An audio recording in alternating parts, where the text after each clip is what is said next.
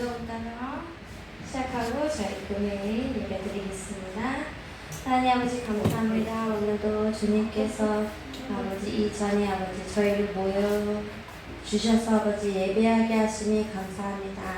이 예배가 주님이 흠적하고 주님이 아버지 바라볼 수 있는 예배가 될 수 있게 도와주시고 오직 예수님 우리 하나님만이 주인이시고 하나님만을 드러내는 우리 예배가 될 수 있게 도와주시옵소서.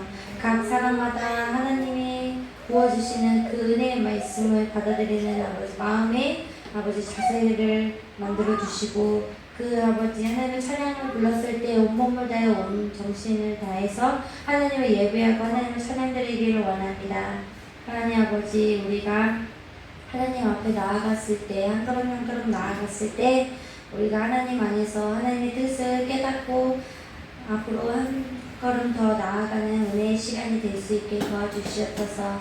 영상으로 예배하는 모든 성도들과 오고 싶어도 오지 못하는 모든 성도들에게 동일한 은혜를 주시고 그 말씀을 붙들고 우리가 세상을 살았을 때 하나님의 영향력을 끼치는 사람이 될 수 있게 도와주시옵소서. 예수님 이름으로 기도드렸습니다. 아멘. 거친 세상에서 실패하거든 찬양드리겠습니다. 그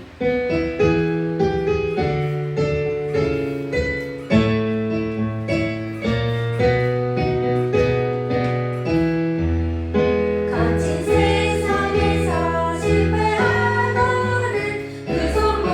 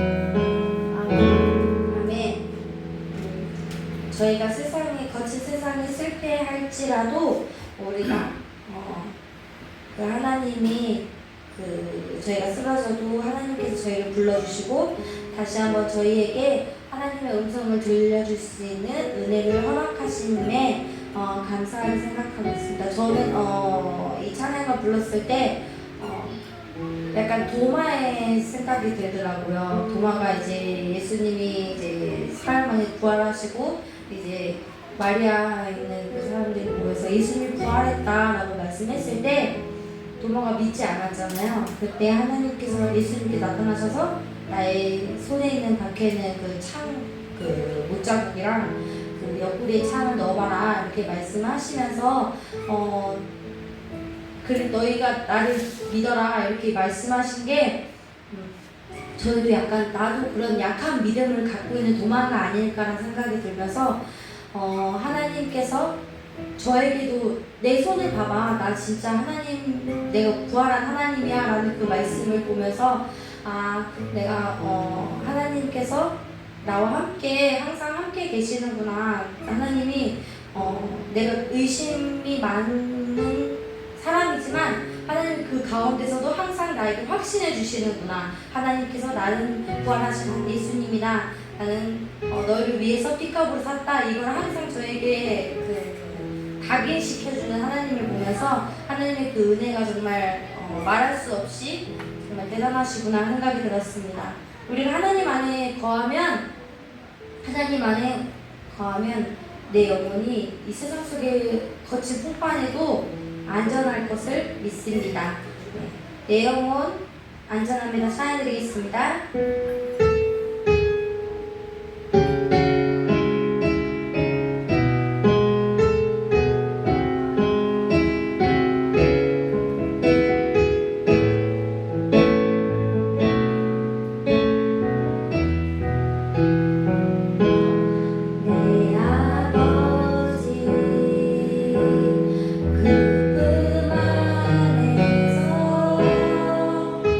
내 영혼은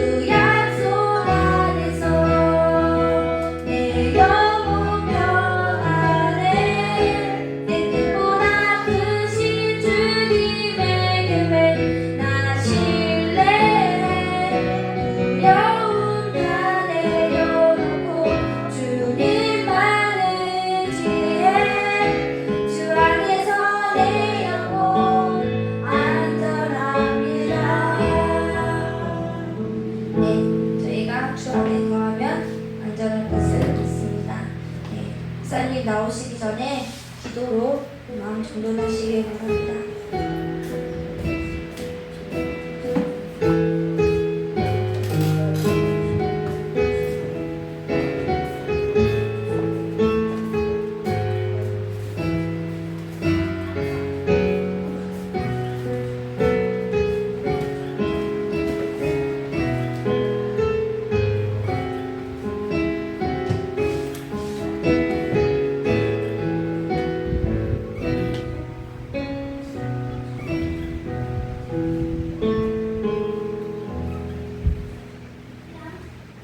같이 사도신경으로 신앙고백하도록 하겠습니다. 전능하사 천지를 만드신 하나님 아버지를 내가 믿사오며 그 외아들 우리 주 예수 그리스도를 믿사오니 이는 성령으로 잉태하사 동정녀 마리아에서 나시고 본디오 빌라도에게 고난을 받으사 십자가에 못 박혀 주시고 장사한 지 사흘 만에 죽은 자 가운데서 살아나시며 하늘로 오르사 전능하신 하나님 우편에 앉으시다가 저리로서 산자와 죽은 자를 심판하려 오시리라.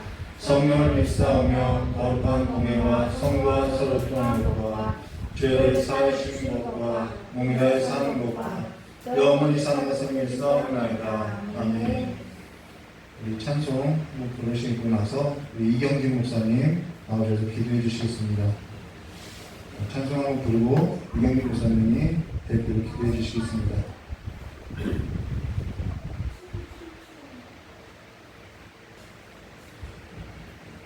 찬송가 493장입니다.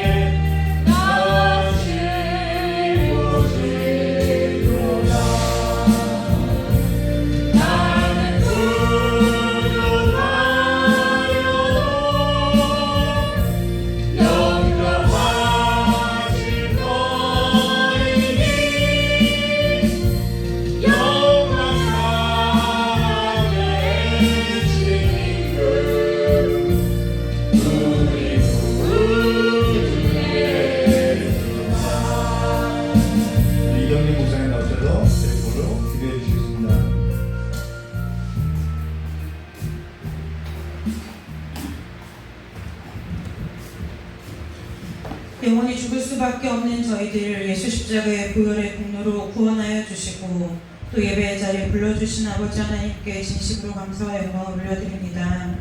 하나님 아버지, 이 시간에 우리가 주 앞에 전심으로 예배하기를 원하오니 아멘. 아버지, 이 시간에 우리의 모든 것을 주의 보혈로 깨끗하고 정결하게 씻어주셔서 아버지의 은혜를 받아 아버지 누리기에 부족함이 없도록 우리의 심령을 주께서 성령으로 주장하여 주시고 다스려 주시기를 원합니다. 아버지, 이곳에 올 때에 세상에 근심과 염려가 있었고 또한 세상에서의 피곤함과 낙심된 마음을 가지고 또한 세상에서 살면서 세상에 때묻힌 모습들 그대로 아버지 나온 우리들을 불쌍히 여겨주셔서 이 시간 아버지의 보혈로 깨끗하게 씻어주시고 주의 자비와 긍휼로 우리 가운데 함께하여 주사 다시 한번 이 예배 가운데 예수 그리스도의 생명으로 우리의 생명이 솟게 되는 역사가 있도록 주님이 은혜 내려 주시기를 간절히 원하옵나이다. 우리를 살리시기 위해서 아버지 오늘 이 예배 가운데 말씀을 아버지 주셨사오니 아버지 그 말씀 앞에 선 저희 모두가 하나님의 음성으로 듣는 은혜가 있게 하여 주시옵소서. 전하는 목사님에게 영육간의 지혜와 능력으로 강건함으로 붙들어 주셔서 아버지의 마음이 하나님 아버지와 그대로 하나도 남김없이 이 예배를 향한 이 자리에 있는 우리를 향한 그 아버지의 마음이 목사님의 심령 가운데 부어져서 아버지의 심정을 전달할 수 있게 부족함이 없도록 주님 함께하여 주시옵고 또한 그 말씀을 듣는 저희들에게 아버지 은혜를 내려주셔서 아버지 마른 막대기와 같고 마른 아버지 땅바닥과 같은 아버지 생명이 없는 저희들의 심령 가운데 하나님의 말씀의 생명이 뿌려지는 은혜가 있도록 주님 축복하여 주시옵소서. 이 시간 이곳에 나와 함께 예배하지 못하고 온라인으로 예배하는 우리 흩어진 성도들이 있습니다. 어디 있든지 간에 이 시간을 기억하는 자 되게 하시고 아버지 앞에 예배할 때에 그 예배가 하나님이 기뻐 받으시는 예배가 될 수 있도록 동일한 은혜로 함께하여 주시옵소서. 이 예배에 주님께서 온전히 주인 되어 주셔서 아버지의 뜻을 우리 가운데 나타내 주시기를 간절히 원하오며 거룩하고 존귀하신 예수 그리스도의 이름으로 감사하며 기도드리옵나이다. 아멘.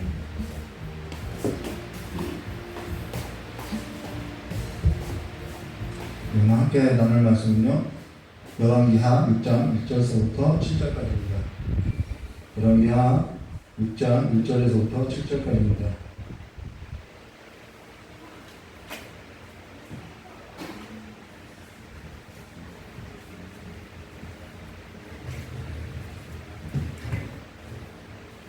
여기 열왕기하 6장 1절에서부터 7절까지의 말씀을 한 절 한 절 교도하도록 하겠습니다. 선지자들의 제자들이 엘리사에게 이르되 보소서 우리가 당신과 함께 거주하는 이곳이 우리에게 좁으니 우리가 여전으로 가서 거기서 딱 제물을 가져다가 그곳에 우리가 거주한 채로 식사하리이다. 엘리사가 이르되 하나님이라. 그가 그 하나가 이르되 청하건대 당신도 종들과 함께 하소서 하시니 엘리사가 이르되 내가 가리라 하고 그리고 들어갈 때 우리가 요단에 이르러 나무를 한 사람이 나무를 뺄 때 새도끼가 물에 떨어진지라 이에 외쳐 이르되 아 내 주여 이는 빌려온 것입니다 하니 하나님의 사람이 이르되 우리 받는 앞에 그것을 보이는지라 엘리사가 나뭇가지를 하여 그에서 높게 떠오르게 하고 7절 함께 하겠습니다. 이르되 너는 그것을 잡으라 하니 그 사람이 손을 내밀어 그것을 잡으니라. 아멘.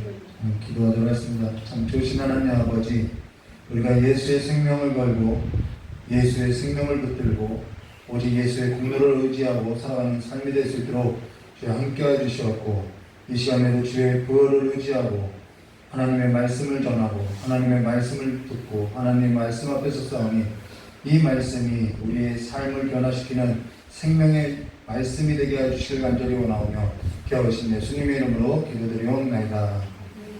네, 오늘 우리 이경규 목사님에게 기도를 부탁했던 것은 예배에 있어서 기도가 전혀 안 되어 있어서 찬양을 드리는데 예배에 있어서 전혀 기도가 안 되어 있어서 너무 답답해서 그냥 설교를 하게 되면은 너무 어려울 것 같아서 기도를 좀 부탁했어요. 예배에 있어서 여러분 기도하셔야 돼요. 그래야 예배에 있어서 열리지요. 그냥 우리의 어떠한 형식을 갖춰서 드리는 예배에 있어서는 그 예배가 온전하게 될 수 없어요. 예배에 의해서 기도하시길 바랍니다. 그래야 예배가 열리고 그 예배 가운데 하나님의 임재를 경험할 수 있습니다. 오늘 열왕기하 6장 1절과 7절 말씀을 가지고요. 너는 그것을 잡으라라는 말씀으로 우리 함께 나누도록 하겠습니다.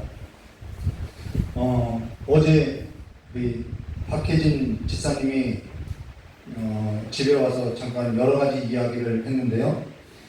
그 중에 한 가지 이런 얘기를 했어요. 교회 와서 시험 당하는 것 당연하다. 교회 와서 우울감에 빠질 수도 있고, 교회 와서 시험 당하고, 교회 와서 핍박당하는 것 맞다. 근데 왜 사람들은 교회 와서 시험 당하려고 하지 않고 왜 우울증에 걸리면 안 된다고 생각하는지 모르겠다.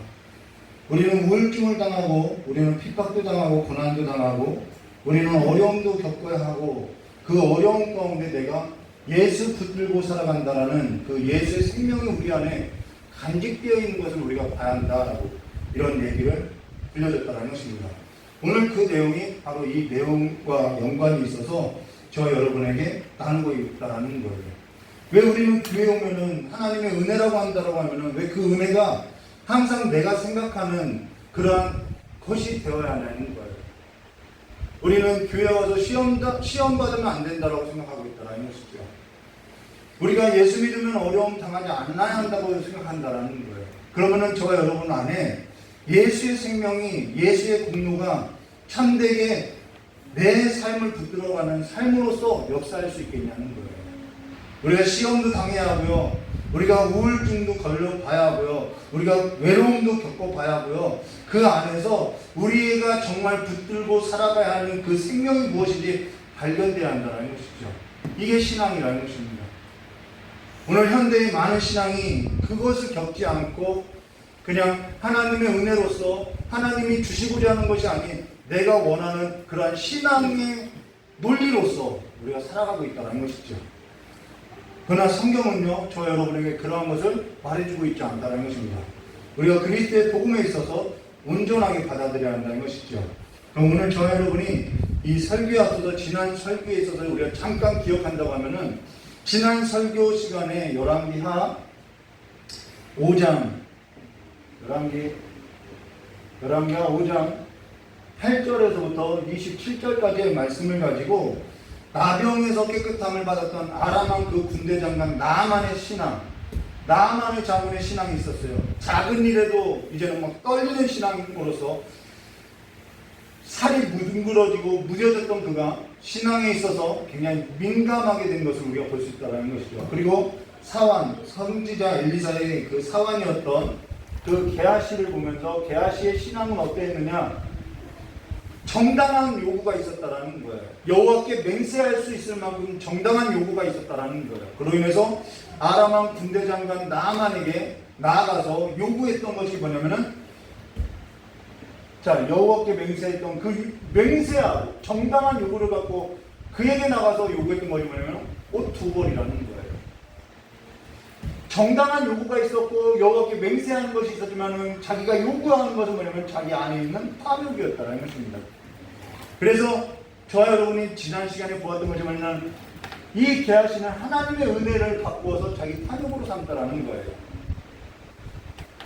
그리고 그 삶에 있어서 어떻게 감각이 무뎌진 나병 환자가 오히려 이 게하시에게 임했던 것을 우리가 보았다라는 것이죠.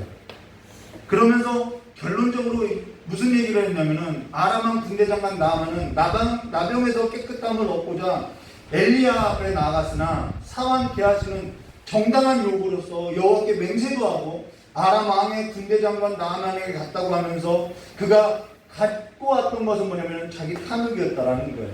그러면서 한 가지 결론이 뭐냐면은 저와 여러분뿐만 아니라 모든 사람이 자기 탐욕이라는 것은 없는 사람은 없다라는 거예요. 죄가 들어와서 이미 타락과 부패로서 모든 사람이 자기 탐욕은 있다라는 거예요. 그런데 여기에서도 정당한 요구도 할 수 있다라는 거예요. 근데 누구 앞에서 행하냐는 거예요. 누구 앞에서 진실되게 행하냐는 것이죠. 누구 앞에서 솔직하게 행하냐는 거예요. 게하시는 하나님의 은혜에 있어서 자기 탐욕으로 바꿨다라는 것이요. 우리는 그 모습조차 그 모습을 가지고 누구 앞에 가야 하냐면 하나님 앞에 나가야 한다라는 거예요. 그것이 내 욕구였다고 하면 우리는 하나님 앞에서 그걸 요구할 수 있어야 한다라는 것이죠. 근데 중요한 것은 이것이 게하시 한 사람의 신앙이 아니라 북이스라엘 왕이 하나님하고 언약을 맺었던 언약 백성이고 하나님의 언약 백성으로서 다스려야 할 자인데 그 북이스라엘 왕이 여호와께 맹세를 하고도 하나님이 아닌 다른 신들 앞에 서서 신들에게 자기의 탐욕을 다른 신들 앞에서 요구하며 다른 신들 앞에서 먹고 마시고 즐기는 그 하나님의 은혜에 있어서 자기 탐욕으로 바꾸었다라는 거예요.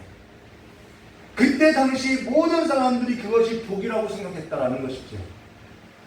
그러면서 오늘 저 여러분뿐만 아니라 한국 사회는 어떠하냐는 거예요. 한국교회 성도는 어떠하냐는 것이죠. 회개가 사라진 지 오래되었고요. 하나님이 아닌 자기 안에 있는 그 탐욕을 따라서 하나님의 은혜를 바꾸고 살아도 그게 복인 것처럼 그것이 은혜인 것처럼 감각이 무뎌진 채로 살아가고 있더라는 거예요. 그 감각이 무뎌진 것을 뭐냐면 나병이라고 한다는 거예요. 썩었다라는 것이죠. 그게 지금 상황 게하시가 걸렸던 나병이라는 것입니다. 삶에 있어서 신앙에 있어서 돌이킬 생각을 하지 못하고 있다는 거예요. 언제 내가 회개했지? 그 기억조차도 나지 않고 있다는 것이죠. 하나님의 은혜에 있어서 세상의 즐거운 것들에 있어서 내 탐욕으로서 바꾸고 죽을 줄 모르고 심판을 모르고 자기 탐욕에 있어서 질주해가고 있다는 것이죠. 이게 지금 북이스라엘 하나님과의 언약을 맺었던 하나님 앞에서 맹세했던 북이스라엘 백성들의 모습이었고 이것이 지금 게하시의 모습이었다는 것입니다. 그리고 그것이 오늘 한국교회의 모습과도 크게 다르지 않고 있다는 거예요.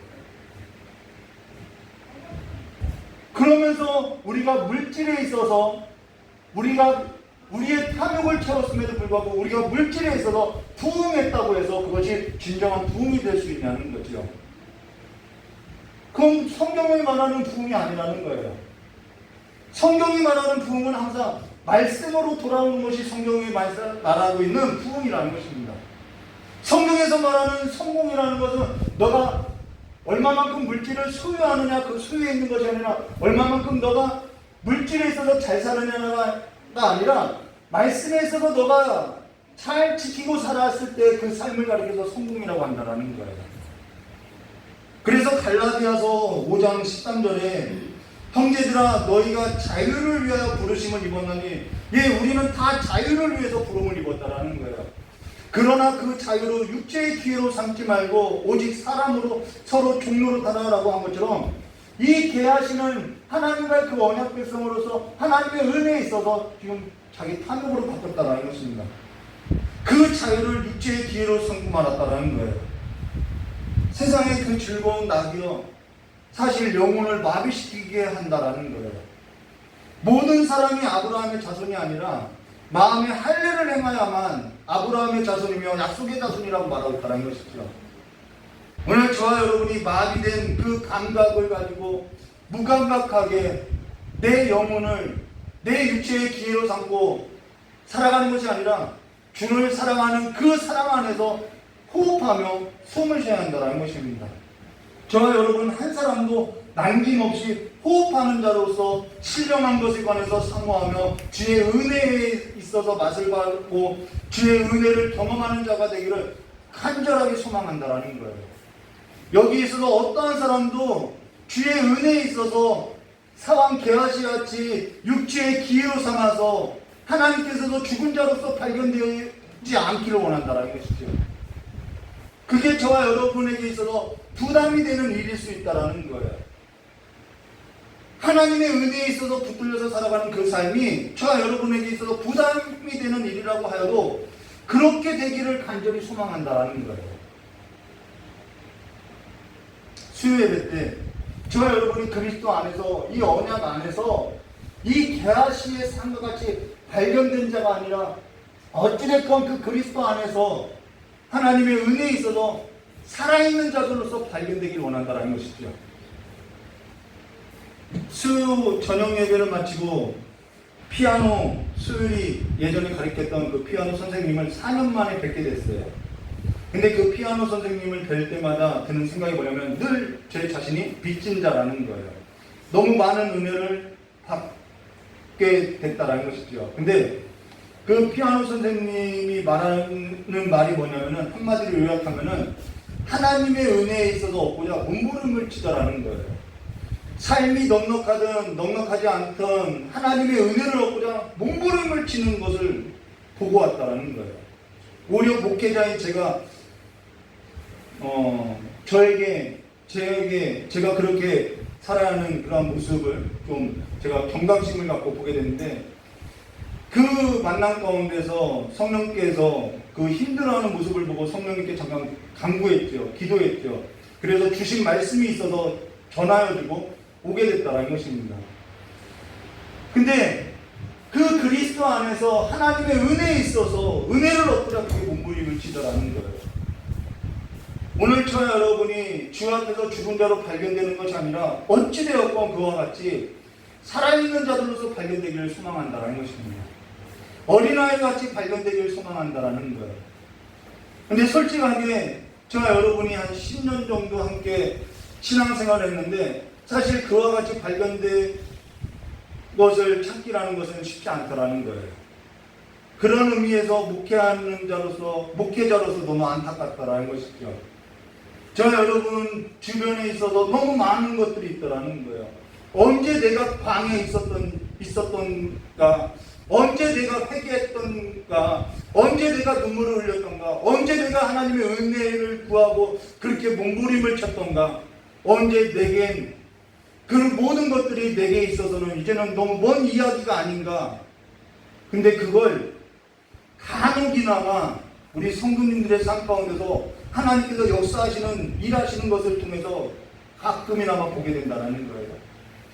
내가 북이스라엘의 왕이라고 해서, 내가 북이스라엘의 하나님의 언약된 백성이라고 하여서, 내가 아니면 선지자 엘리사와 같은 그런 선지자 엘리사의 사환이라고 해서 지금 내가 온전하다고, 지금 내가 살아있다고 할 수 있느냐? 우리는 그렇게 말할 수 없다는 것입니다. 세상 것들에 있어서 즐겨도 공허하지 아니하는 내 마음, 이 무감각한 마음이 있어도 도리어서 하나님의 것들에 있어서 즐거워하지 아니한다면 오늘 저와 여러분이 여기에 있어서 기록된 상한 게하시와 같이 그렇게 크게 다르지 않는 신앙이라는 거예요. 우리가 하나님의 것들에 있어서 목말라야 하고요, 우리가 하나님의 것들에 있어서 즐거워해야 한다는 것을 말해줬다는 것이죠. 하나님의 은혜에 있어서 우리의 탐욕으로 채워서 우리의 영혼이 감각 없는 자들로서 발견되어서는 안 된다는 거예요. 고린도후서 7장 11절 말씀 보면 이렇게 말씀하셨어요. 보라, 하나님의 뜻대로 하게 된 이 근심이, 여러분 하나님을 믿어도 근심된 일들이 많아요. 시험당하는 일들도 많고요. 근데 보라, 하나님의 뜻대로 하게 된 이 근심이 너희로 얼마나 간절하게 하며, 얼마나 변증하게 하며, 얼마나 분하게 하며, 얼마나 두렵게 하며, 얼마나 사모하게 하며, 얼마나 열심히 있게 하며, 얼마나 벌하게 하였는가. 너희가 그 일에 대하여 일체 너희 자신의 깨끗함을 나타내었느니라. 라는 것은 우리가 도덕적으로서 깨끗할 수 있는 것이 아니라 예수 공로 붙드는 것으로서 우리가 깨끗한 자로서 발견될 수 있다는 거예요. 오직 예수 그리스도의 보혈의 공로로밖에는 우리가 깨끗할 수밖에 없다는 것이죠. 오늘 저와 여러분의 신앙에 있어서 이러한 모습들이 발견되어야 하는 것이 정상이라는 것입니다. 어제 지금 이 자리에 함께 할 거라고 생각하고 설교를 했었는데, 지금 이 자리에 함께 하지 않은 우리 박혜진 집사님이 근심이 되어서 저희 집에 내려와서 이런저런 얘기를, 앞서서 언급한 것처럼 얘기를 나눴다라는 거예요. 근데 그게 신앙에 있어서 정상이라는 거예요. 그래야 저와 여러분 안에 하나님의 은혜를 구하고 그 가운데서 하나님의 역사를 발견하고 내 삶에 있어서 하나님께서 역사하고 있다는 것을 나타내지 않겠냐는 것이죠. 그러면서 사실 목회자로서 너무 고맙더라는 거예요. 목회자로서 뭐가 고마웠냐면은, 목회자를 생각해 준 것도 고마운데 그거보다도 더 고마운 것은 뭐냐면은 하나님의 은혜에 있어서 붙들고자 하는 그 모습이 너무 고맙더라는 거예요. 목회자는요, 어찌됐건 하나님의 은혜를 붙들고자 엎드려서 살아간다라는 거예요. 목회자는 어찌됐건 하나님의 은혜를 붙들고자 나아간다라는 거예요. 근데 그런 모습이 함께하고 있는 그 성도들의 삶에서도 발견될 때 목회자에게는 상급이 되고요, 기쁨이 된다는 것이죠. 그러나 하나님의 은혜에 있어서 발견되지 아니하고 죽은 자로서 발견될 땐 근심이 된다는 것입니다. 때론 하나님의 은혜에 있어서 붙들게 하고자 여러 가지 시험을 받을 때는 목회자로서 안타깝지만 근데 그것이 살 길이기 때문에 함께 할 수 있다는 거예요. 그 길을 함께 갈 수 있다는 것이죠. 함께 짊어지고 갈 수 있다는 것입니다. 저와 여러분을 이끄는 자에게 근심이 되지 않기를 주님의 이름으로 소망합니다. 신앙에 있어서 근심이 되지 않기를 주님의 이름으로 소망합니다. 아버지와 같은 심정으로 사실 이 설교를 쓰고 있었다는 거예요. 근데 저도 마찬가지로 자식이 아버지가 하신 말씀을 잘 들으면요, 그건 자식이 아니라 부모더라는 거예요. 저를 보니까 알겠더라는 거죠. 그만큼 목이 굳고요, 그만큼 듣는 일에 있어서 힘들더라는 거예요. 근데 그게 자식이더라는 것이죠.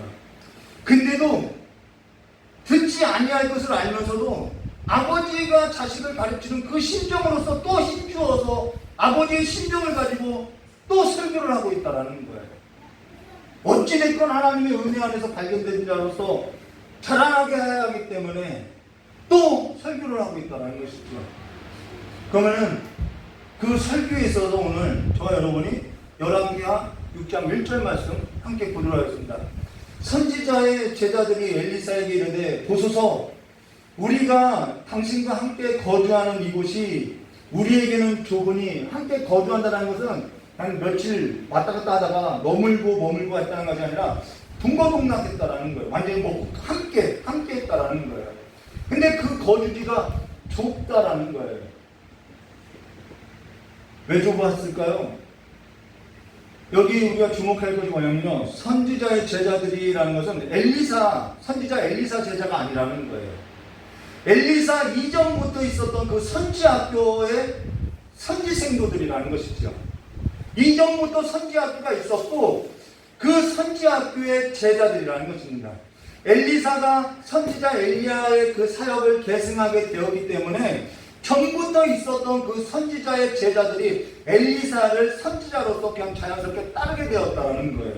근데 그들과 함께 엘리사가 머물게 되고 함께 그들과 함께 했는데 그들이 뭐라고 하냐면 보소서, 우리가 당신과 함께 거주하는 이곳이 우리에게는 좁으니라는 것은 지금 선지자의 제자들이 이 선지학교로 막 몰려오고 있다라는 거예요. 사람들이 몰려오니까 장소가 좁다라는 거예요. 근데 사실 요즘 모이라고 해도 모이지 아니하고 있다라는 것이죠. 저녁 예배 드리지 아니하는 예배당이 늘어가고 있고요. 저녁 예배 드리지 아니하는 성도들이 늘어가고 있고요. 신학교 정원이 미달되고 있고요. 문 닫는 신학교들이, 지방 신학교들이 늘어나고 있고요. 저 역시 신학할 때가 동기가 13명이었는데 지금은 전 학급이 해서 6명도 안 된다라고 이야기를 들었어요. 그만큼 신학교가 문을 닫고 있고 미달되고 있다는 것입니다. 물론 사람이 줄어든 것도 있으나 사실 그게 아니더라는 것이죠. 제 어머니가 요즘 하는 말이 뭐냐면, 자주 하는 말이 이거예요. 사람들이 모이질 않아, 시간을 내지 않아, 물질을 쏟지 않아, 이 얘기를 한다는 거예요. 오늘 저와 여러분 안에 뭐가 있냐는 거예요. 뭐가 자리 잡고 있냐는 거예요. 이게 결론인데 오늘 많은 사람들 그 가슴 속에 무엇이 들어있고 뭐가 자리 잡고 있고 무엇이 그들의 삶을 붙들고 있냐는 거예요. 시간이 없다고, 물질이 없다고, 그러나 즐거운 곳에는 그들의 마음이 있고 그들의 부하가 있는 곳에는 그들의 마음도 있더라는 거예요. 저와 여러분이 즐거워하는 것에 있어서는 마음이 있고 힘을 쏟고 있더라는 거예요. 투자를 하고 있더라는 것이죠. 지금 신앙이 즐겁지 않고 내가 지금 현실을 살아가는 데 있어서 그 신앙이 유익이 되지 않는다고 생각하니까 신앙이 재미가 없더라는 것이죠. 그러면 오늘 저와 여러분이 즐거워하고 힘이 되고 내게 있어서 유익이 된다고 하는 것에 있어서는 우리가 다 마음이 있지 않냐는 것이죠. 그것이 내 마음에 보배로서 그 내 마음에 보아라고 하지 않냐는 거예요. 그것이 나에게 있어서 즐거움이 되고 그것이 나에게 있어서 힘이 되고 있다라고 말하고 있다는, 이것이 바로 내 마음의 양식이라는 것이죠. 오늘 저와 여러분의 양식은 무엇이냐는 거예요. 하나님을 즐거워하는 것이 내게 힘이 되고 내게 유익이 된다고 하면 우리는 그렇게 말할 수 있냐는 것이죠. 그렇게 말을 할 수 있어야 한다는 거예요. 여기에 있어서 시간을 쏟고 물질을 쏟고 삶을 쏟고 있냐는 거예요. 지금 여기 좁다, 좁은이라는 것은 이들의 마음이 어디를 가고 있냐면 이 선지자가 있는 그 무릎 앞에 마음이 쏟아지고 있고 시간이 쏟아지고 있다는 거예요. 저는 사람이 줄었다, 사람이 늘었다라는 것을 말하는 것이 아니라 우리의 마음이 어디에 쏟아지고 있냐는 거예요. 본질적으로 우리의 마음이 어디에 두고 있냐는 것이죠. 오늘 저와 여러분이 보소서 우리가 당신과 함께 거주하는 이곳이 우리에게는 좁은이라는 것은 이건 매우 중요한 내용이라는 거예요. 너무나 중요한 내용이라는 것이죠. 무슨 내용이냐면요, 최소한 지금 이들은 선지자가 있는 곳, 하나님의 말씀이 선포되는 곳, 신앙에 있어서 절개를 지킬 수 있는 곳, 거기에 마음을 두었다라는 것입니다. 자기의 터전을, 자기의 그 모든 삶을 다 버리고 배와 아버지와 자식을 다 잃어버리고 자기에 있는 모든 것을 다 버리고 내 마음을 어디다 쏟았냐면은 선지자가 있는 곳, 그 선지자의 그 입에서 떨어지는 하나님의 말씀이 있는 곳, 내가 그 하나님의 말씀 앞에서 내 신앙을 지킬 수 있는 곳, 그래서 이곳에 모여들었다라는 거예요. 이들이 선지자 앞에, 선지자 무릎 앞에 그 선포되어지는 하나님 앞에 말씀을 듣고자, 은혜를 얻고자 몸부림을 치고 있다라는 거예요. 그래서 여기 보소서 우리가 당신과 함께 거주하는 이곳이라는 단어는 무슨 말이냐면 선지자 무릎 앞에라는 말이라는 거예요. 선지자 무릎 앞에 있는 그곳이 이제는 좁아졌다라는 것이죠. 이들이 모여든 목적은 딱 한 가지예요. 뭐냐면 선지자 무릎 앞에 모여든 이유는 딱 한 가지죠. 하나님의 말씀을 듣기 위함이라는 것입니다. 이 목적으로서 모든 것을 버리고 내 마음의 즐거움을 하나님의 말씀에 두는 것으로서 두고 이들 모여들었다라는 거예요. 오늘날 말씀이 선포되어지는 곳, 선지자의 무릎 앞에 하나님의 말씀이 떨어지는 곳, 거기보다는 경기장, 공연장, 축제장, 거기 가면요 줄어든 사람, 보이지 않던 사람, 없던 사람들이 가득하더라는 거예요. 시대가 변해서라고 말을 하나, 시대가 변한다고 해서 저와 여러분의 신앙의 절개가, 믿음의 절개가 변해서는 되겠냐는 것이죠. 그게 시대가 변해서 변하는 그 신앙이라는 것은, 그 믿음이라는 것은 믿음이라고 할 수 있겠냐는 거예요. 오늘 저와 여러분에게 있어서는 이 신앙의 절개가 반드시 필요하다는 것입니다. 전도사님, 우리 지사님, 권사님, 장로님, 목사님, 어린아이, 신앙에 있어서 절개가 있어야 한다는 거예요. 그러면서 2절에 이렇게 말씀하죠. 우리가 요단으로 가서 거기서 각각 한 제목을 가져다가 그곳에 우리가 거주할 처소를 세우사이다 하니 엘리사가 이르되 가라 하는지라 라는 것은, 여기 엘리사가 그래 그렇게 하라, 그게 좋다라는 거예요. 넓은 곳, 좀 더 넓은 곳으로 가라라는 거예요. 근데 여기서 가라라는 말은 어떠한 의미가 있냐면 지금 엘리사는 가지 않겠다는 의미로서 들려지다라는 거예요. 그러면서 3절에 이렇게 말씀하세요. 그 선지자 제자 중 한 사람이 그 하나가 이르되 청하건대 당신도 종들과 함께 하소서. 계속 이 단어에서 보면은 함께 하소서 이 단어가 나온다는 거예요. 함께 하소서 하니 엘리사가 이르되 내가 가리다 하고 라고 지금 청하여서 간다라는 것이죠. 근데 여기 선지자의 제자 중 하나가 엘리사에게 당신도 종들과 함께 하소서라는 것은 단지 우리 함께 갑시다, 우리와 함께 합시다, 이런 의미로서 들어서는 안 된다라는 거예요. 우리가 가니까 엘리사 선지자도 함께 갑시다, 이런 얘기가 아니라는 거예요. 지금 이들이 이곳에 몰려들어서 이 장수가 좁게 된 이유가 어디냐면요, 앞서서 언급한 것처럼 하나님의 말씀을 듣기 위해서 왔다라는 거예요. 지금 북이스라엘 왕과 지금 상황은 어떠한 상황이냐면요, 북이스라엘 왕이나 북이스라엘 백성들이 세상의 신들 앞에 절하고요, 세상에 속하여서 살아가는 사람들, 그 가나안 민족들이 섬기는 그 신들을 섬기는 것처럼 그들이 신들 앞에서 먹고 마시고 즐기는 대로 지금 북이스라엘 백성들도, 북이스라엘 왕도 우상을 두고 가나안 민족이 섬겼던 그 이방 신들을 놓고 이방의 풍습을 따라서 먹고 마시고 즐기면서 하나님도 좋고 세상도 좋고 내게 있어서 복이 된다고 하면은, 내게 있어서 은혜가 된다고 하면은, 내게 있어서 즐거움이 된다고 한다면은 뭘 선거에는 무슨 상관이냐, 내 즐거움이 중요하고 내 탐욕이 중요하지. 그러면서 지금 세상과 지금 짝하여서 세상과 타협한 신앙이라는 거예요. 우리 앞서서 보았던 것처럼요, 게하시가 그랬지요. 그래서 그 게하시가 그러한 삶을 선택한 것도 그렇게 그 시대의 욕먹을 것이 아니었다라는 거예요. 그들 마음이 두 갈래로 갈라져서 세상 신들 앞에 절하고 그 음식을 나누며 노래와 오락을 즐기며 하나님을 배교하는 일들이 가득했다라는 거예요. 그러면서 이들이 더는 그들과 함께하는 것이 너무나도 괴롭워서 지금 그들이 그 삶을 다 버리고 집도 터전도 다 버리고 선지자 무릎 앞에서 떨어지는 하나님의 말씀을 듣고자 모였다라는 거예요. 누가 지금 괴롭게 하고 있냐는 것이죠.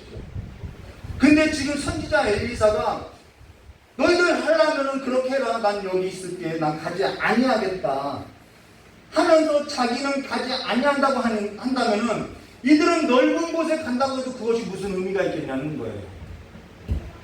이들이 이 좁은 장소에서 벗어나서 넓은 장소로 옮긴다고 해도 그게 무슨 의미가 있겠냐는 거예요. 우리는 엘리사 선지자를 통해서 그 무릎에서 떨어진 말씀을 들어야 하는데 엘리사가 가지 않는다고 하면 그것이 무슨 의미가 있겠냐는 거예요. 그래서 함께 갑시다라고 청했다라는 거예요.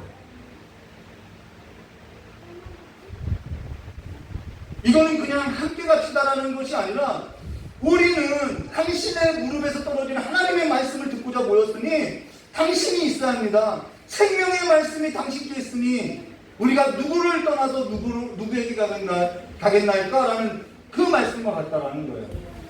요한복음의 말씀에 보면은 그 말씀 있죠. 오병이어 사건 이후에 많은 사람들에게 예수님께서 생명의 말씀을 전하니까 무리들이 이 말씀 어렵구나라고 하면서 다 떠났어요. 그래서 예수님께서 베드로에게 너희도 떠나겠느냐 했더니 베드로가 그러죠. 생명의 말씀이 주께 있으니 우리가 주를 떠나서 어딜 가겠냐라고 이야기했죠. 지금 이들이 시간도 넉넉하고 물질도 넉넉해서가 아니라 선지자 무릎 앞에서 떨어지는 그 하나님의 말씀을 주워 먹고자 모였다라는 거예요. 그게 목적이었다라는 거예요. 좁든 넓든 하나님의 말씀이 떨어지는 곳이 내가 있어야 할 곳이라는 거예요. 그래서 선지자와 함께 하소서라고 했다는 것이죠. 오늘 한국교회가 회복되어야 할 일이 바로 이 일 아니냐는 거예요. 성서 한국을 외쳤던 그 부흥의 불길이 오늘 한국교회에 일어나야 하지 않겠냐는 거예요. 두 길이 아니라 오직 한 길, 신앙에 있어서 절개를 지키고자 오직 유일한 길, 믿음에 있어서 견고하게 걷고자 하는 그 근심됨이 오늘 한국교회에 있어야 하지 않겠냐는 것이죠. 여기에서 귀를 기울이는 자녀가 있는가 하면 여기에서도 귀를 기울이지 아니하는 자녀가 있을 거라는 거예요. 세상과 타협하지 말라는 것을 이야기하고 있다는 것입니다. 그러면서 오늘 4절 말씀에 이렇게 말씀하죠. 드디어 그들과 함께가 아니라, 드디어 그들과 함께가 아니라라는 것은 그들이 간청했다라는 거예요. 무리가 요단에 이르러 나무를 베더니라고 여기 드디어라는 것은 지금껏 어떠한 의미냐면 지금껏 선지자 엘리사가 그들이 어떻게 반응할 것인지에 대해서 행동을 달아보았다라는 거예요. 그런데 그들이 하나님의 말씀을 붙드는 그 은혜를 붙드는 것을 보고 드디어 나도 갈게 라고 했다라는 거예요. 시험해봤다라는 얘기죠. 물론 시험 받으면은 시험 당하는 입장에서는 기분 좋을 일이 아니에요. 그러나 사실 하나님께서도 저와 여러분의 신앙에서 행동을 달아보시더라는 거예요. 진심인지, 삶에서도 중심의 무게가 어디인지, 마음의 즐거움과 마음의 그 부하가 무엇인지 저와 여러분의 행동을 무게 있게 달아보더라는 거예요. 저와 여러분이 오래전에 함께 나눴던 다니엘서를 보면은 사람의 손가락이 나타나서 왕궁 촛대 맞은편 석회배 어깨 글자 쓰는 일에 있어서 우리가 함께 나눴다라는 것입니다. 다니엘서 5장 25절과 27절 기록된 글자는 이것이니 곧 메네메네 데겔 우바르시니라. 그 글을 해석하건대 메네는 하나님이 이미 왕의 나라의 시대를 세워서 그것을 끝나게 하셨다 하며, 세워보니까 이거는 뭐 개선의 여지가 없더라는 거예요. 27절 데겔은 왕을 저울에 달아보니 부족함이 보였다 합니다라고, 왕을 저울에 달아보니까 부족한 것이다라는 것이죠.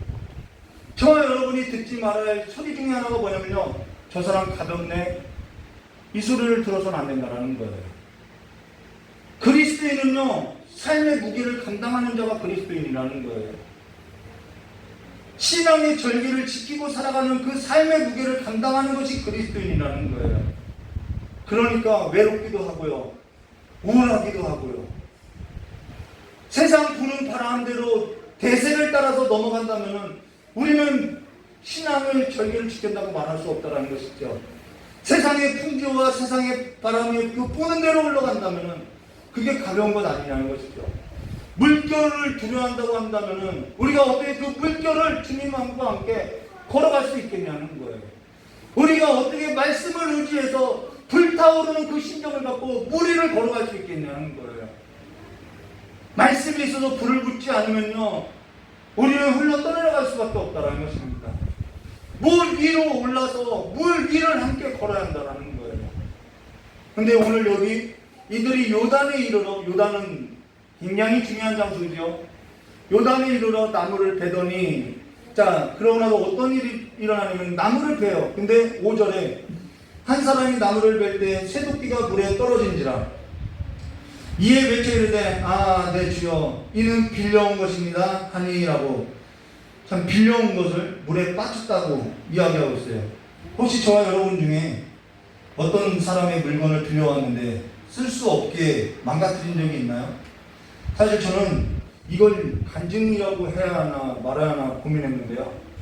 사실 오래전에 친구와 차를 타고 금산에 가서 여자친구를 만난 적이 있는데요.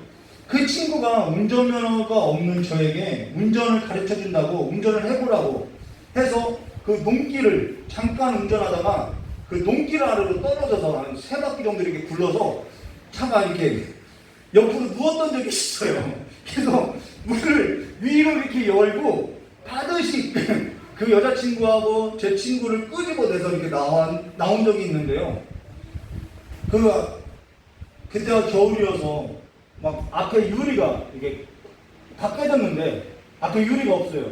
근데 금산에서부터 대전까지 오는데 막 눈이 너무 오는데 가슴에 눈이 쌓이기 시작하는 거예요. 근데 그때 그 친구가 저에게 했던 말이 뭐냐면은 자기 차가 아니라는 거예요. 그 차가 자기도 빌려온 거라고 이야기하면서 차주가 따로 있다라고 이야기하는 거예요. 제가 운전을 하다가 그 차를 망가뜨렸죠.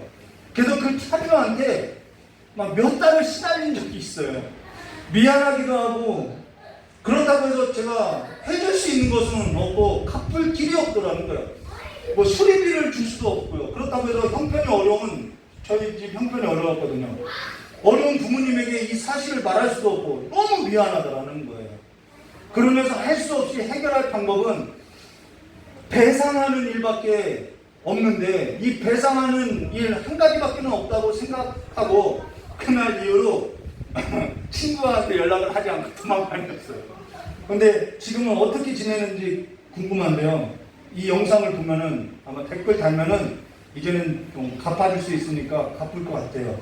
근데 정말 난처해서요.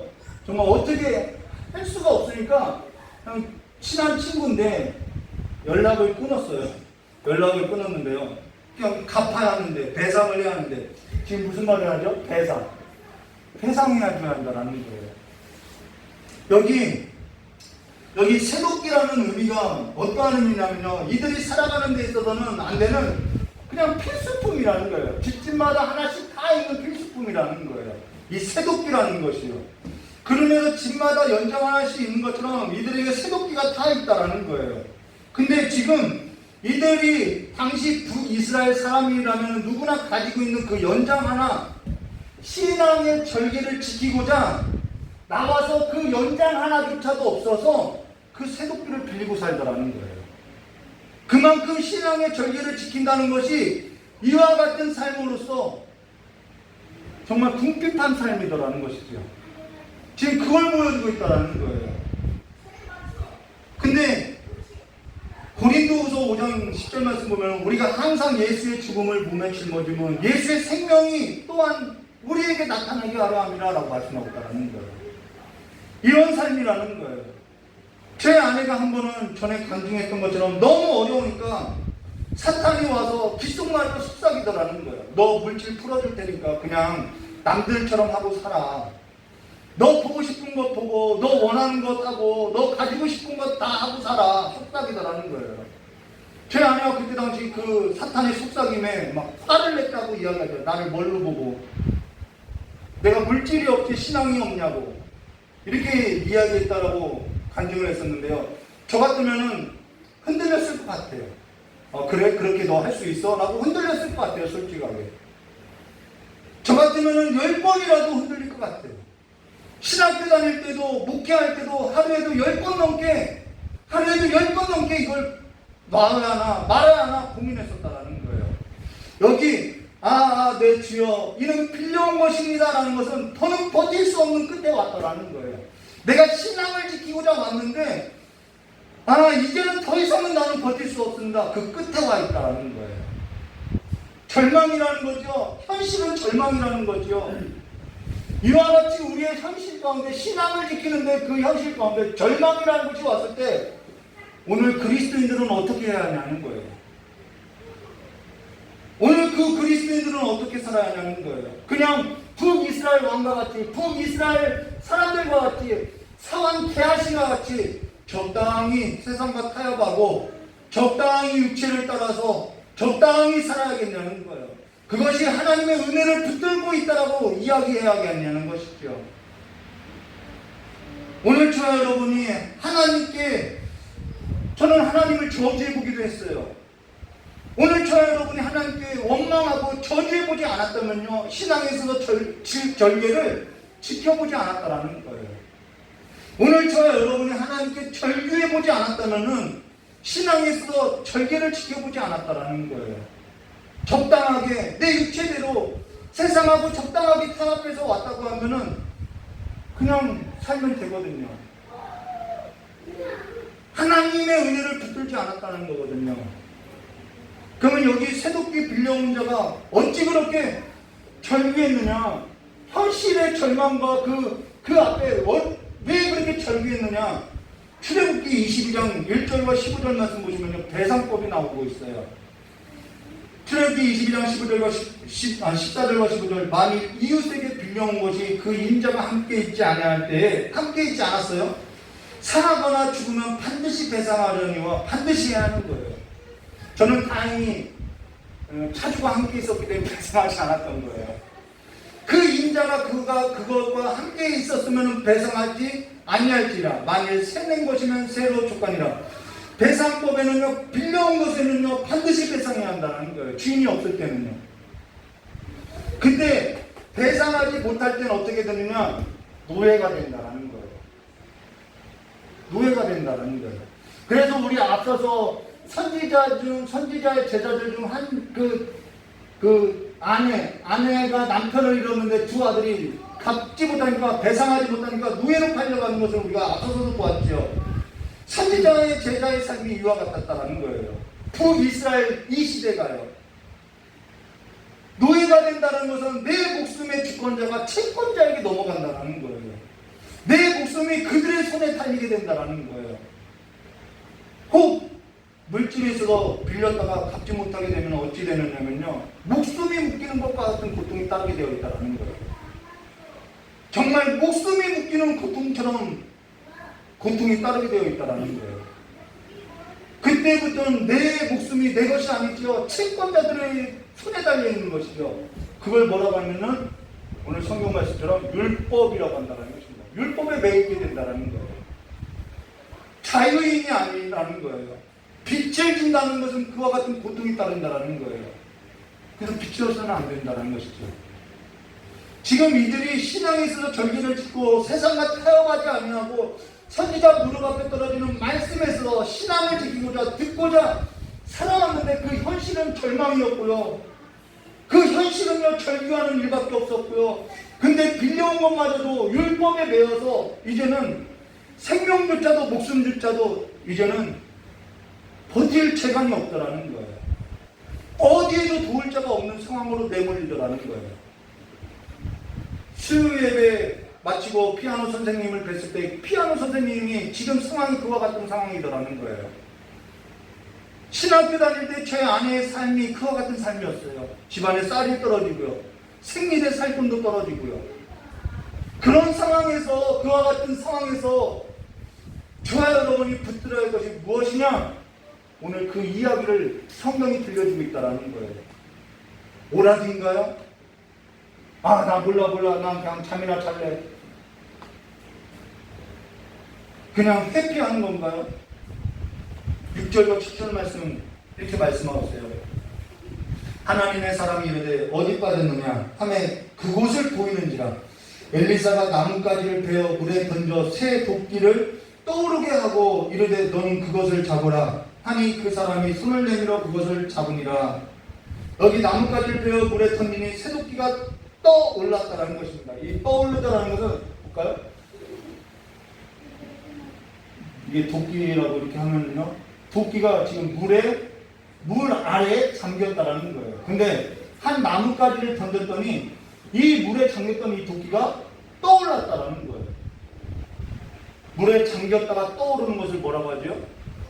세례라고 한다라는 거예요. 물에 잠겼다가 떠오르는 것을 뭐라고 하냐면은 세례라고 한다는 것입니다. 오늘 무슨 말을 하려고 하는지 가만히 듣고 여러분 결론에 이르시기를 주님의 이름으로 축원합니다. 창세기 1장 1절과 3절 말씀 보시면은 1절 말씀은 다 암기하니까 넘어가고요. 땅이 혼돈하고 공허하며 흑암이 깊음이 있고 하나님의 영은 어디에 있다고요? 수면 위에 운행하시니라. 그러고 나서 하나님이 이르시되 빛이 있으라 하시매 빛이 있었고 빛이 사람 하나님 보시기에 좋았더라. 자, 빛을 명했어요. 첫째 날.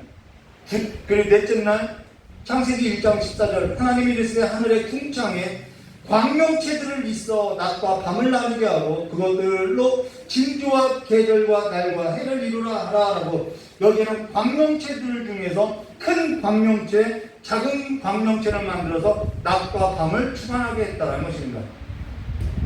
이게 창조 사역이라는 거예요. 근데 첫째 날 빛을 창조했던 그 빛은 지금 현존하고 있는 모든 빛과 열과 복사의 모든 그 에너지의 근원이라는 거예요. 첫째 날 만들었던 빛은 영적으로 해석할 일이 아니라 그 빛은 창조의 역사로서 모든 빛과 열의 근원이고 근본이라는 거예요. 첫째 날 빛을 만들었던 그 창조의 역사가 없으면 어떠한 빛도 있을 수 없다라는 거예요. 어떠한 열도 있을 수 없다라는 거예요. 그리고 이거는 영적인 것이 아니라 실제 역사라는 거예요. 왜 영적인 거라고 하냐면 신천지가 이걸 영적으로 풀거든요. 그러나 이 역사가 영적인 것이 아니라 실제 역사라는 거예요. 그리고 첫째 날 빛은 오르라는 단어로 빛 자체를 말하는 거예요. 그리고 넷째 날 광명체라는 마오르라는 말로 발광체라는 단어라는 것입니다. 빛을 주는 장치라는 거예요. 근데 이것이 창조 역사이고 실제 역사라는 것입니다. 과학에서는 뭐라고 해야죠? 빅뱅으로 인해서 대폭발이 있다고 하죠. 자, 뭔지는 몰라요. 과학에서도 증명하지 못해요. 어떠한 폭발이 있었대요. 그래서 빛이 반짝였대요. 그 빛의 열과 에너지로 인해서 많은 원자들이 뭘 이룬 거예요? 행성과 별들을 이루었고 그 별들 중에 하나가 지구라고 이야기하는 거예요. 이거나 같은 거 아닌가요? 과학은요, 어떤 사실에 있어서 찾아내는 것이 아니라 창조한 세계에 있어서 증명해 보이는 것이 과학이라는 거예요. 그러면은 여기에서 빛이라는 것은 어찌됐든 실제 역사 가운데 있었던 사건이라는 거예요. 그리고 성경은 그 역사 가운데 있었던 창조의 역사와 구속의 역사에 관한 실제적인 사건에 있어서 무엇을 나타내냐면 하나님의 뜻을 밝히 보이신다는 것입니다. 그래서요, 하나님의 뜻을 계시하고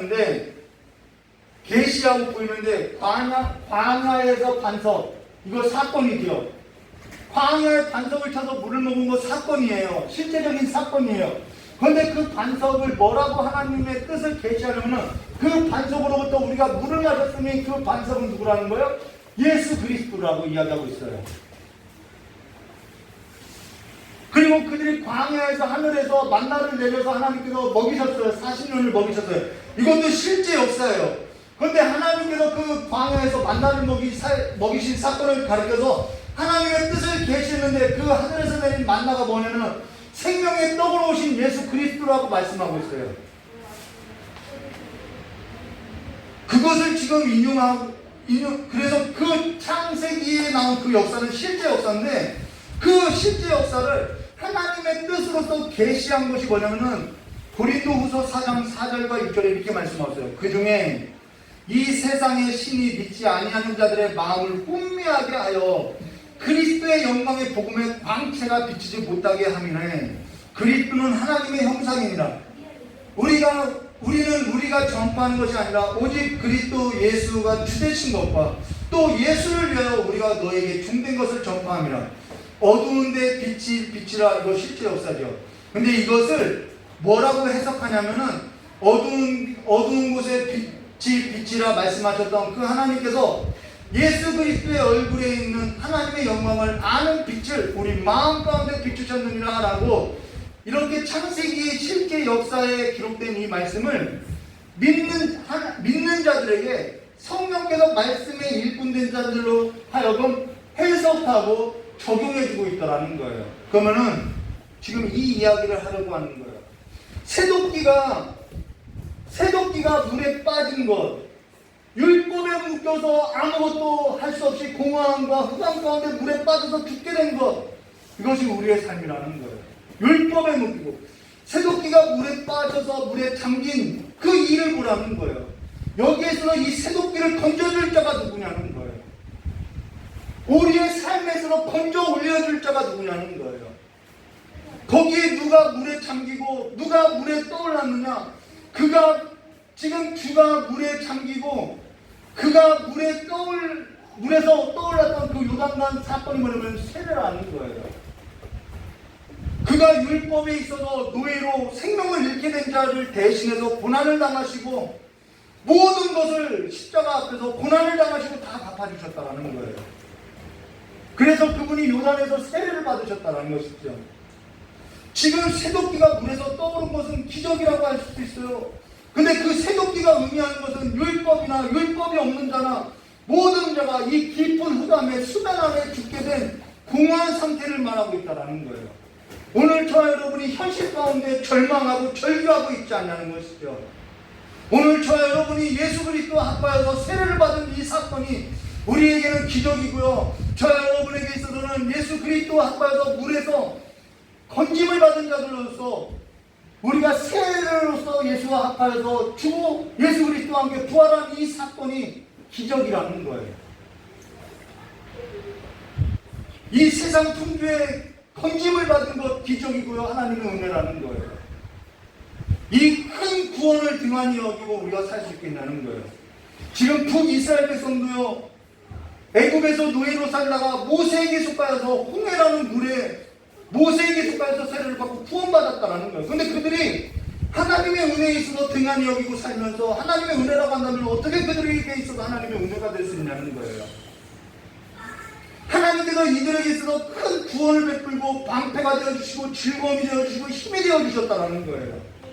오늘 저와 여러분에게 함께 보고 있는 이 새도끼가 빠지고 이 새도끼가 건짐받은 이 사건은 주께서 저와 여러분을 대신해서 던져지고 건짐받은 사건으로서 주께서 흑암 깊이 있게 잠들었던 절망 가운데 절규할 수밖에 없었던 저와 여러분을 대신해서 고난받아서 우리를 건져준 사건을 보여주고 있다는 거예요.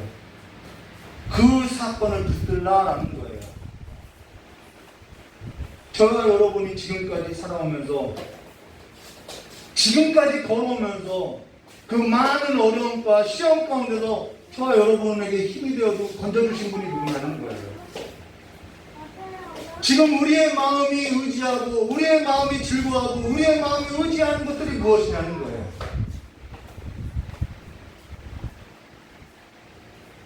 하나님께서 북이스라엘 백성들을 애굽에서도 건지시고, 광야에서도 건지시고, 가나안의 그 7족 속에게서부터 건지시고, 그 하나님의 은혜를 붙들라라고 말하고 있다는 것입니다. 그래서 7절에 이렇게 말하죠. 너는 그것을 잡으라라는 거예요. 너는 그것을 잡으라 하니 그 사람이 손을 내밀어 그것을 잡으니라라는 거예요. 오늘 저와 여러분이 잡고 있는 것이 하나님의 은혜에 있어서 증명된 기적. 그 기적이 뭐예요? 그리스도가 죽고요, 그리스도가 부활했고요, 그 예수 공로 붙들지 않으면 우리는 살 수 있는 것이, 살아갈 수 없고요, 살 수도 없다라는 거예요. 요즘 매일같이 생각하는 것이 예수 공로밖에 없다라는 것이죠.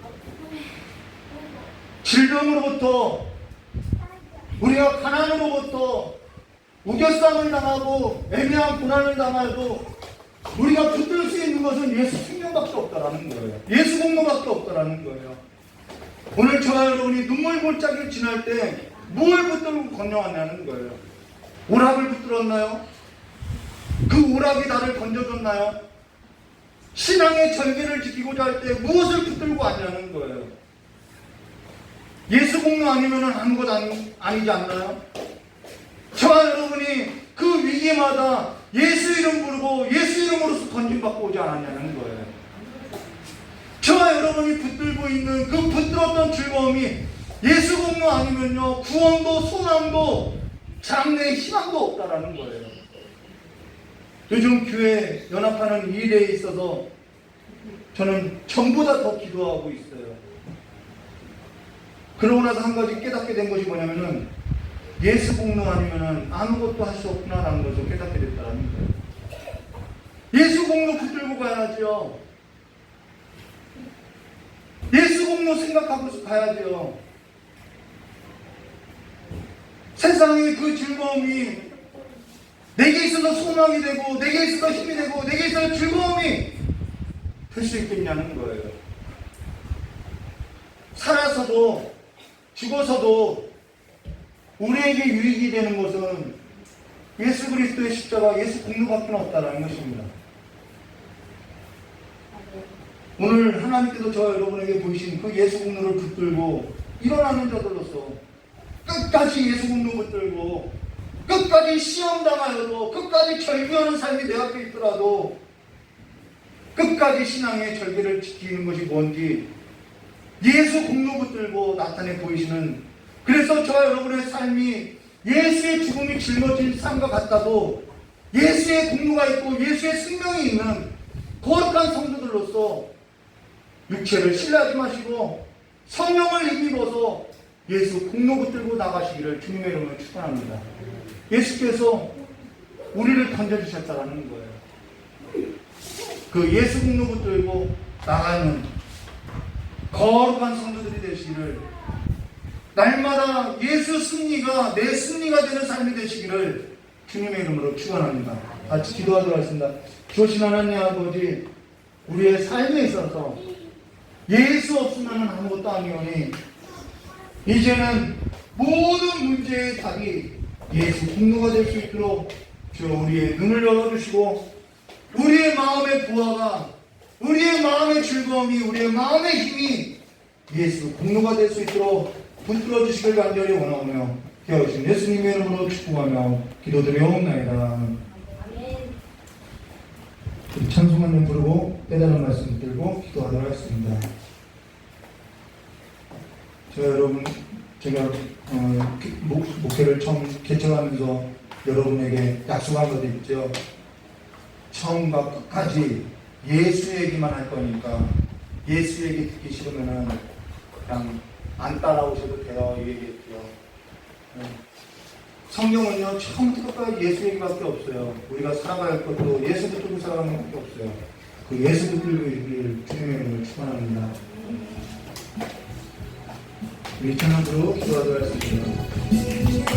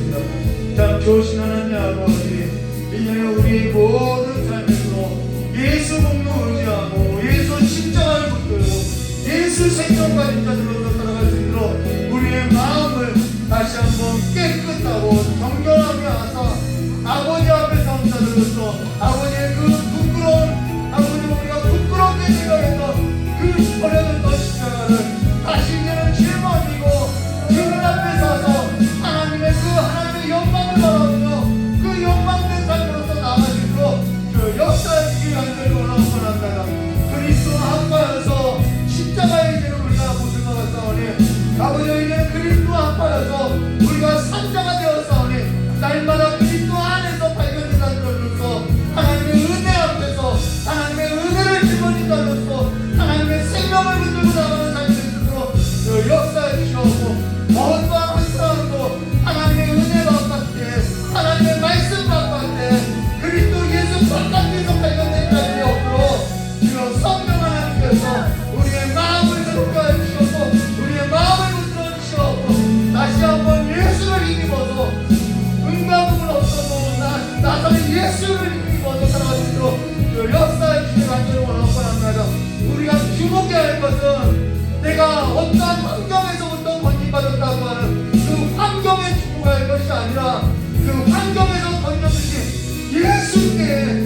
우리가 주목해야 하느니 우리 모두가 예수께 시선을 두고 살아갈 수 있도록 주여 우리의 삶을 새롭게 하여 주시옵고 우리의 마음을 새롭게 하여 주시옵고 우리의 마음 가운데 그리스도의 몸으로서 하나님의 아름다운 영광을 방천에 비추는 삶으로서 온전케 하여 주시길 간절히 원하고 원합니다. 다시 한번 교회가 예수 이름 깃발 들고 일어설 수 있도록 다시 한번 성도들이 말씀 앞에 설 수 있도록 교회가 회복되게 하여 주시옵고 다시 한번 하나님의 말씀이 이 땅 가운데 교회 가운데 흥하는 것을 보게 하여 주시길 간절히 원하고 원합니다.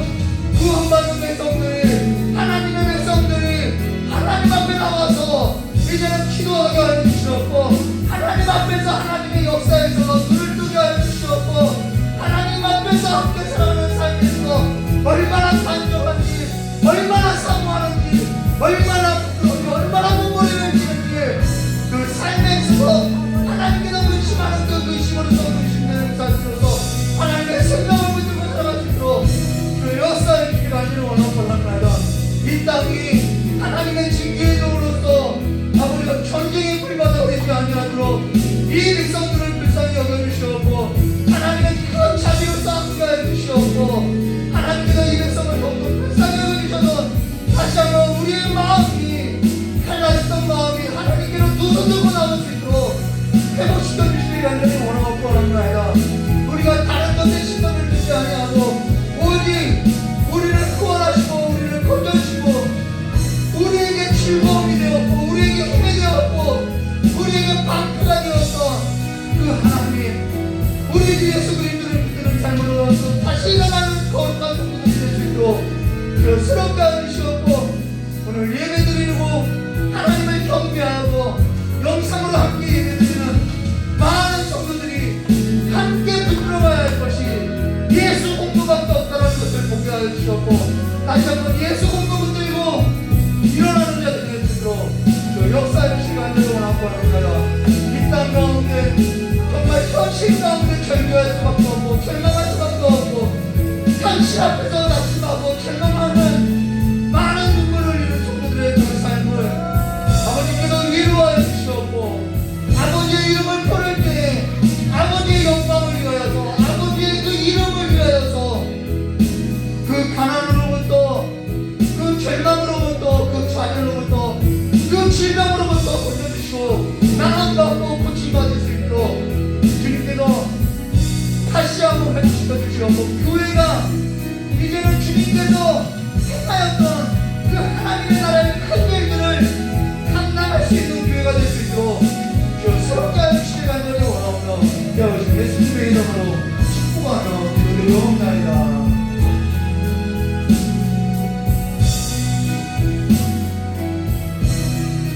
참 좋으신 하나님 아버지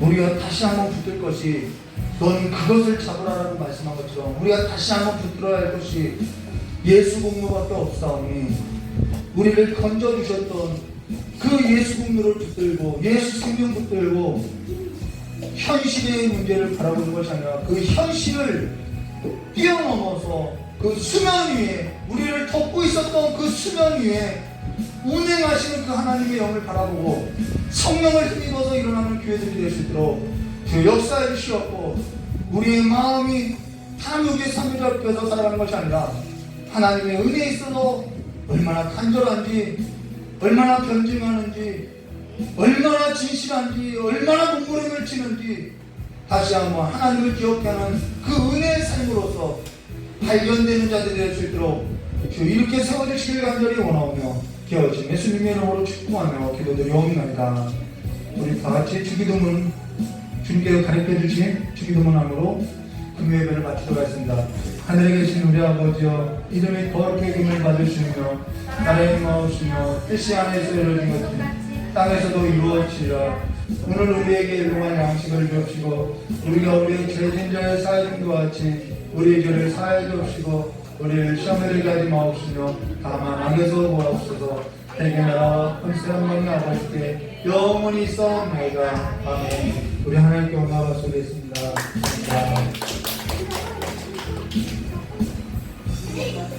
에요!